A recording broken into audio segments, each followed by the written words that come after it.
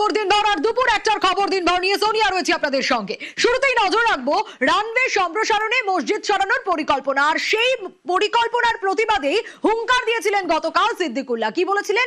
1 কোটি মুসলিম নিয়ে প্রতিবাদ করবেন এয়ারপোর্ট চত্বরে। আর আজ ঠিক কি ছবি দেখা গেল? পিছু হটলেন সিদ্দিকুল্লাহ চৌধুরী। হ্যাঁ, সিদ্দিকুল্লাহ চৌধুরী গতকাল যে হুঙ্কার দিয়েছিলেন আজ দেখা গেল পিছু হটলেন তিনি।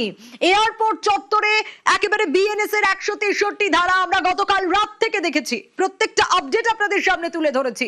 পুলিশের কড়া নিরাপত্তা ব্যবস্থা এয়ারপোর্ট চত্বরে, এবং এয়ারপোর্ট চত্বরে গিয়েও ফিরতে হলো সিদ্দিকুল্লাহ চৌধুরীকে। অনুপ রয়েছে আমার সঙ্গে, আরো ডিটেল একটু জানার চেষ্টা করব। অনুপ, গতকালও আমরা যে হুঙ্কার দেখেছিলাম, গতকাল রাত থেকে আমরা দেখেছি বিএনএস 163 ধারা জারি গোটা চত্বর জুড়ে, আর আজ সিদ্দিকুল্লাহ চৌধুরী পৌঁছলেন ঠিকই, কিন্তু না, প্রতিবাদ বিক্ষোভ কিছুই নয়, ফিরতে হলো তাকে।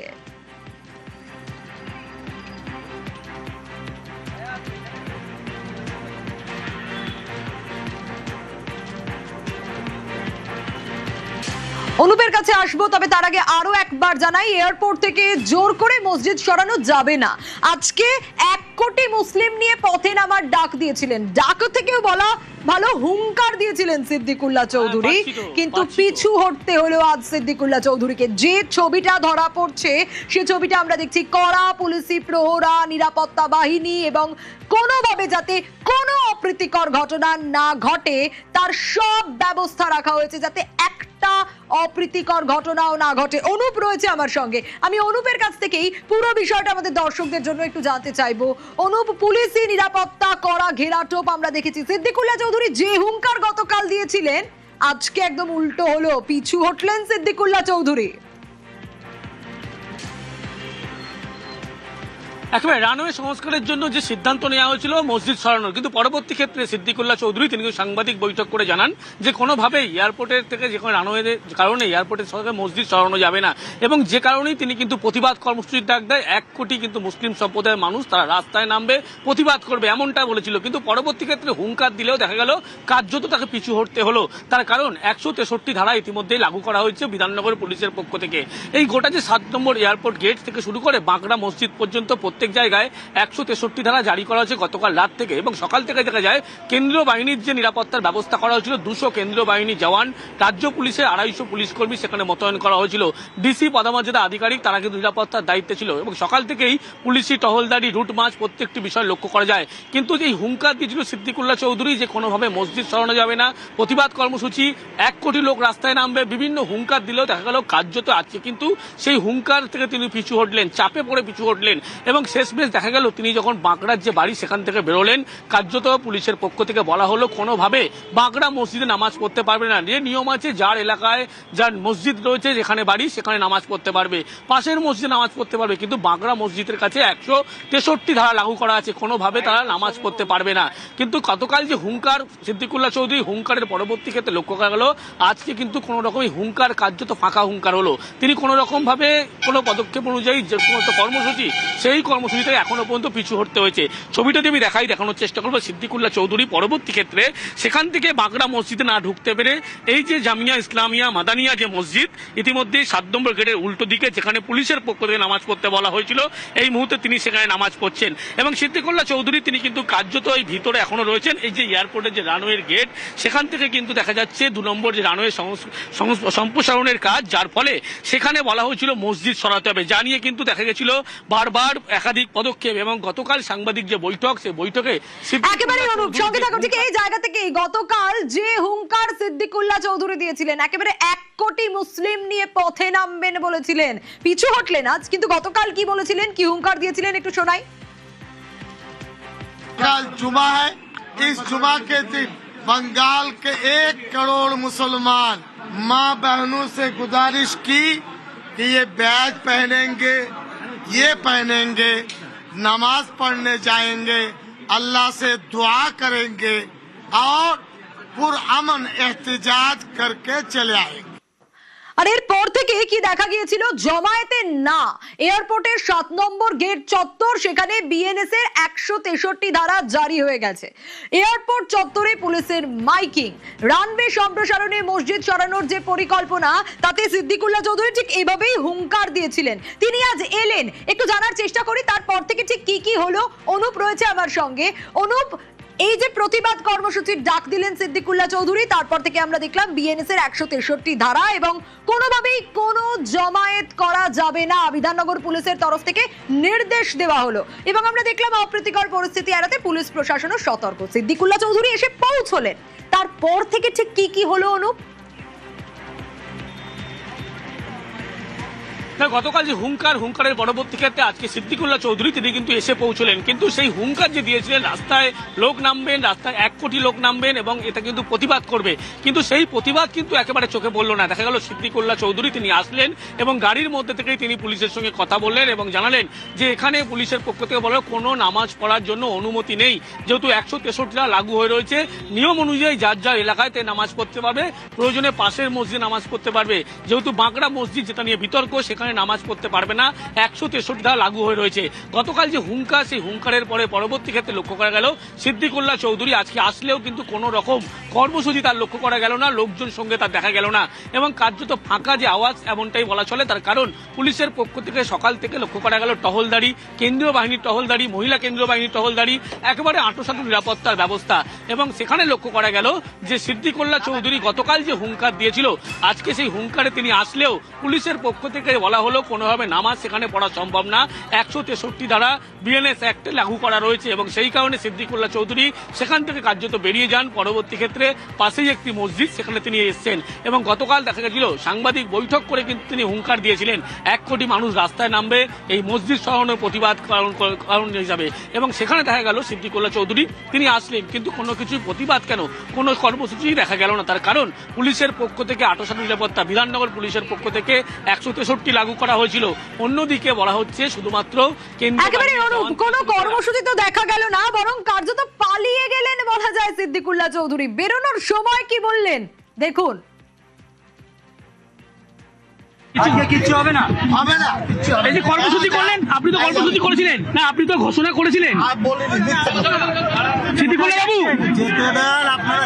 জায়গায় জায়গায় তো বিক্ষোভ করবেন বলেছিলেন।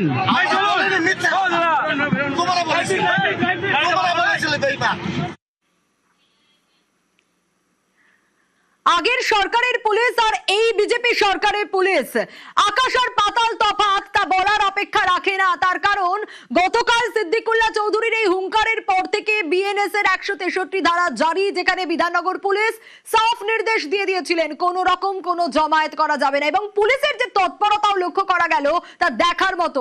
কোন রকম কোনো অপ্রীতিকর ঘটনা যাতে না ঘটে এড়াতে সতর্ক পুলিশ প্রশাসন, 200 কেন্দ্রীয় বাহিনী টহলদারি দিচ্ছে এলাকায়, রাজ্য পুলিশের 250 ফোর্স মোতায়েন রয়েছে। এ যেন বদলে যাওয়া পুলিশ। আজকে একটা অন্য রকমের চেহারা দেখা গেল, এটাও বলা যেতে পারে পরিবর্তনের চেহারা। কিরকম চেহারা? আজকে সিদ্দিকুল্লাহ চৌধুরী তিনি বলেছিলেন যে এয়ারপোর্টের এই যে ভেতরে যে মসজিদ, সেই মসজিদে নামাজ পড়তে দেওয়া বারণ করা হয়েছে জাতীয় সুরক্ষার কারণে, কিন্তু তিনি বলেছিলেন তিনি বেশ লোকজন নিয়ে এসে সেখানে তিনি নামাজ পড়বেন এবং কালো ব্যাচ পড়বেন, আরও নানান প্রোগ্রাম। আমরা কি দেখলাম সকাল থেকে? আমরা এই এয়ারপোর্টের 7 নম্বর গেটের বাইরে আছি, এখানে বিপুল পুলিশ দেওয়া আছে, central forces, Paschimbanga police, Bidhannagar কমিশনারেটের প্রচুর পুলিশ দেখা গেল এবং তার সাথে সাথে দেখা গেল যে রাস্তাও কোথাও কোনো রকম কোনো আটকানো বা কোনো রকম গাড়িতে গাড়িতে লোক আসা, এই চেহারা কি এই চেহারা এই ছবি কিন্তু ধরা পড়েনি। কেন এই কথাটা বলছি? এই কথাটা এই কারণেই বলছি কারণ ঠিক 1 বছর আগে সিদ্দিকুল্লাহ চৌধুরী রামলীলা ময়দানে সভা ডেকেছিল, যদিও সেটা সভা ছিল, কিন্তু তার জন্য গোটা কলকাতা শহর আটকে পড়েছিল, কোনো রকম কোনো বাস গাড়ি যাতায়াত করতে পারেনি এবং সেটা একটা অসহনীয় পরিস্থিতি তৈরি হয়েছিল। আর আজকে এই পরিবর্তনের পর যখন সিদ্দিকুল্লাহ চৌধুরী একটা ডাক দিয়েছেন, দেখলেন সিদ্দিকুল্লাহ চৌধুরী তো একেবারে বলা যেতে পারে চলেই গেলেন। তার সঙ্গে যারা আছেন তারা বললেন যে না, উনি এখানে কিছু করবেন না। অর্থাৎ পুলিশ যেভাবে মানসিক স্থিতি ইম্পোজ করেছে, আসছে এবং যেভাবে এখানে আজকে সকাল থেকে নজর রেখেছে, রুট মার্চ করেছে, তার থেকে একটা জিনিস খুব স্পষ্ট যে ইচ্ছে থাকলে সব হয়, আর সেই ইচ্ছেটা থাকার খুব প্রয়োজনীয়তা রয়েছে। রাস্তার একেবারেই ফাঁকা, সিদ্দিকুল্লাহ চৌধুরী তিনি চলে গেছেন, নামাজ এখানে পড়া হবে না।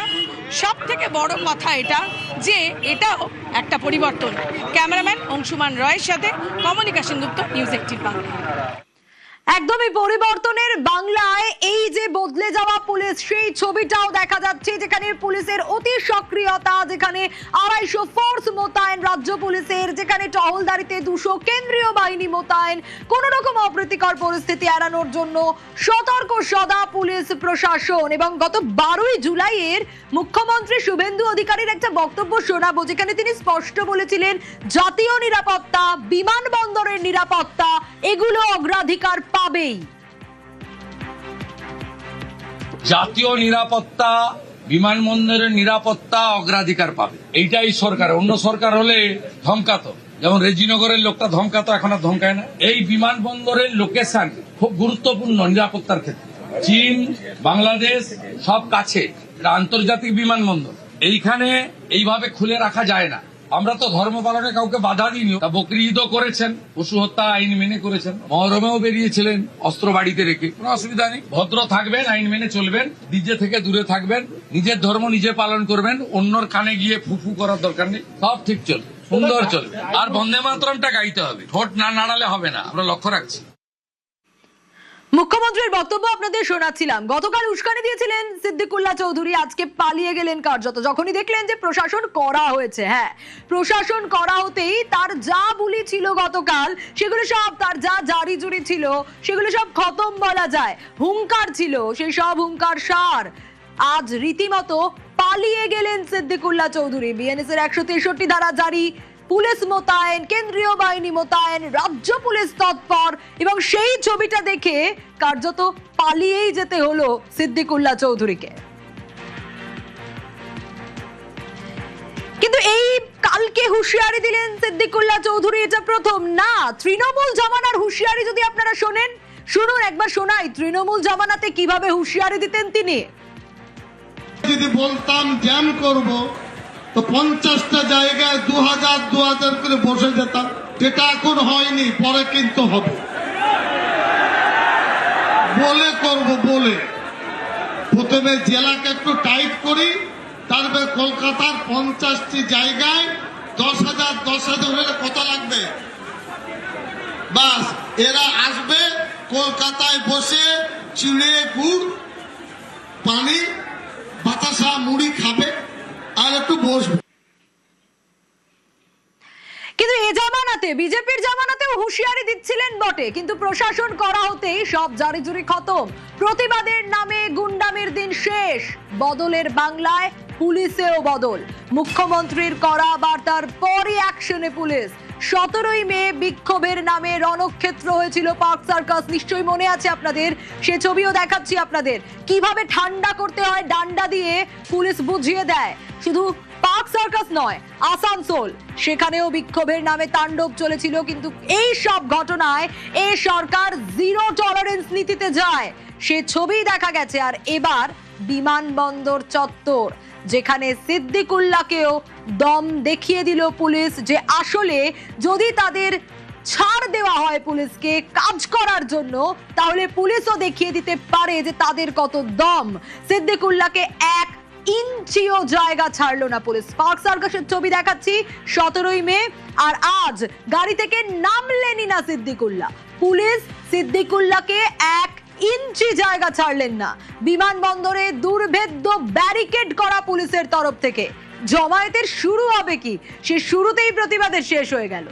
গতকাল তো হুঙ্কার সব সার হয়ে গেল, পিছু হটতে হলো সিদ্দিকুল্লাহ চৌধুরীকে।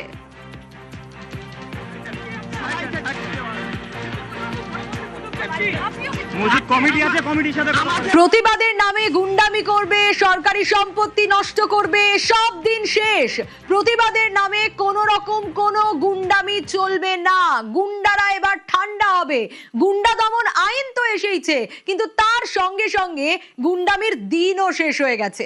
আপনারা যখন তখন যেখানে খুশি যেভাবে প্রতিবাদ করতে পারবেন, বদলের বাংলায় সেটা হবে না। আর বদলের বাংলায় পুলিশেও বদল এসেছে। আজ সে ছবি দেখা গেল, সে ছবি শুধু আজ দেখা গেল তা নয়, 17ই মেও দেখা গিয়েছিল। মুখ্যমন্ত্রীর কড়া বার্তার পরই পুলিশ কিভাবে অ্যাকশন নিতে পারে যদি পুলিশকে কাজ করতে দেওয়া হয়, তাই সেটা বাংলার পুলিশও দেখিয়েছে। দেখুন প্রত্যেকটা ছবি দেখাই। 17ই মে একদিকে পার্ক সার্কাসের ছবি, যেখানে বিক্ষোভের নামে রণক্ষেত্র হয়ে উঠেছিল পার্ক সার্কাস। কয়েক মিনিটে কিভাবে ডান্ডা দিয়ে ঠান্ডা করে দিতে হয় পুলিশ স্পষ্ট বুঝিয়ে দিয়েছিল।